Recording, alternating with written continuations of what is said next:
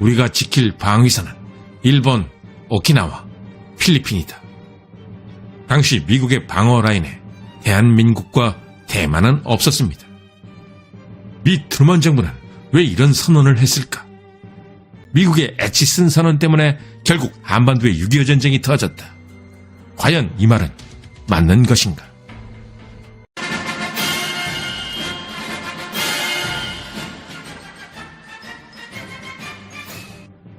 미국의 트럼프 행정부는 조만간 새 국방 전략을 공개할 예정입니다.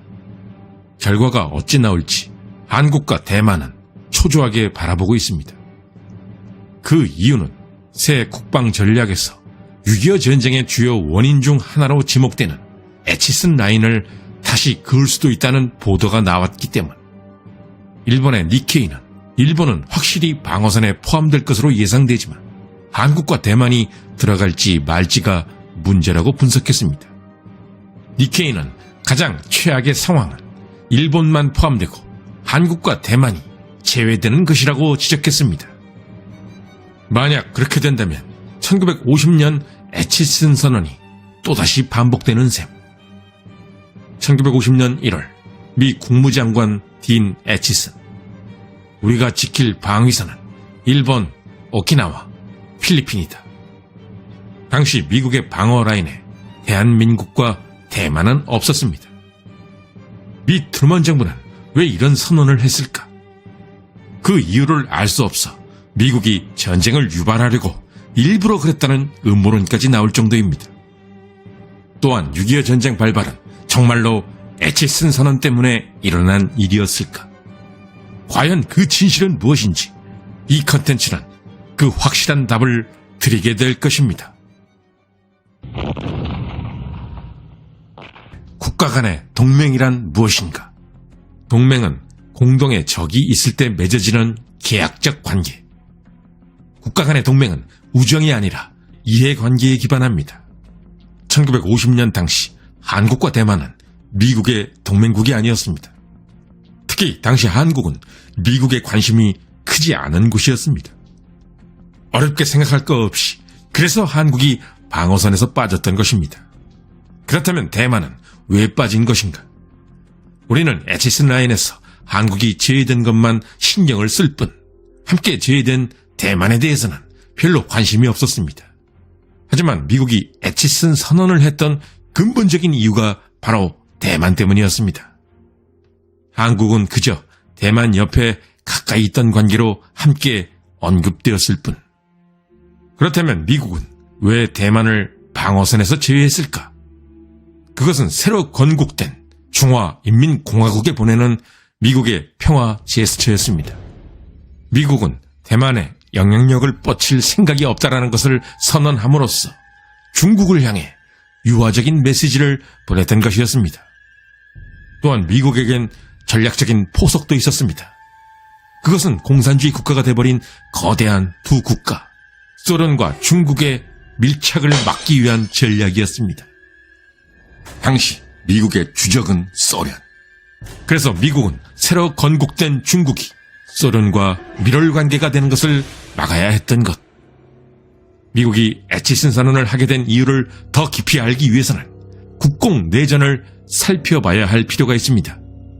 지금 와서야 말이지만 당시 트루먼 정부는 정말 대실책을 범했습니다. 1945년부터 1949년까지의 치열했던 국공 내전 기간, 미 트루먼 정부는 자신들과 같은 이념을 갖고 있던 장제스의 국민당 정부를 구하겠다는 그런 절박함을 갖고 있지 않았습니다. 트루먼 정부에게는 장제스가 이기면 좋지만 설사 패망한다고 해도 큰 손해를 보는 것은 아니라는 안일함을 갖고 있었습니다.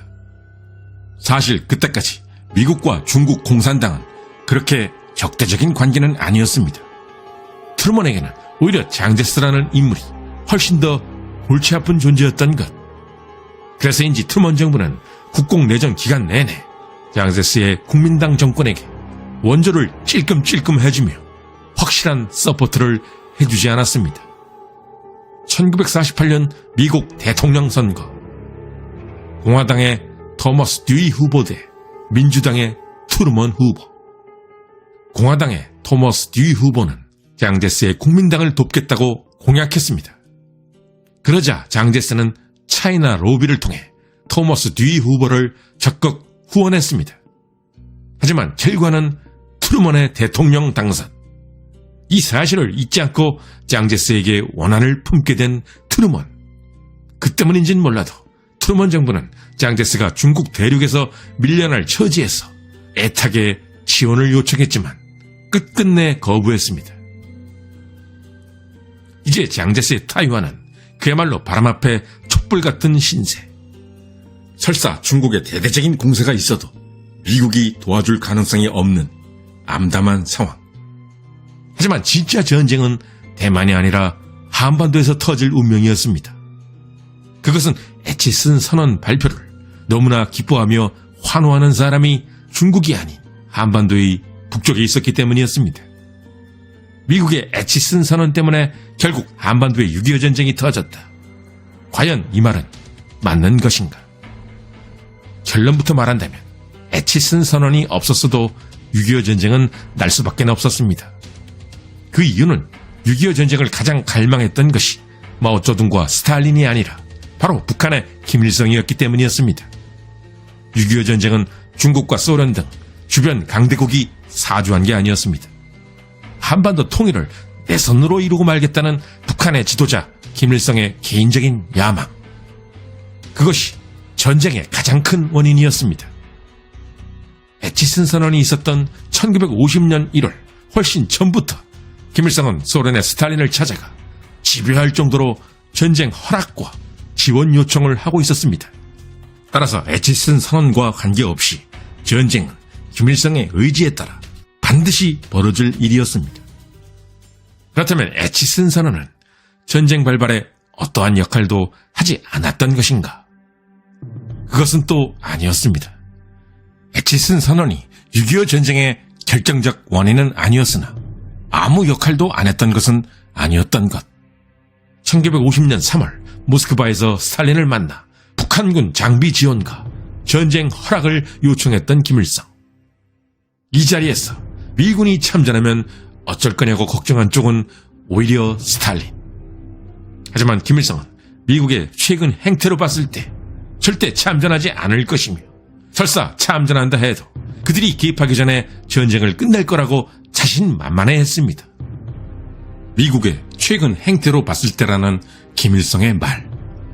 결국 에치슨 선언 때문에 용기 100배한 쪽은 스탈린이 아닌 김일성이었던 것. 에치슨 선언에 대해 그동안 우리는 많은 것을 잘못 알고 있었습니다. 에치슨 선언은 미국의 이익에 따라 중국을 소련과 떼어놓는다는 대전략 하에서 중국에 대한 유화 제스처로 이루어진 것이었습니다. 또한 에치슨 선언 때문에 6.25 전쟁이 터진 게 아니라 에치슨 선언과는 관계없이 김일성의 의지 때문에 전쟁은 무조건 나게 될 운명이었던 것입니다. 끝까지 시청해주신 시청자 여러분께 감사드립니다. 다음에도 유익하고 흥미로운 컨텐츠로 찾아뵙겠습니다.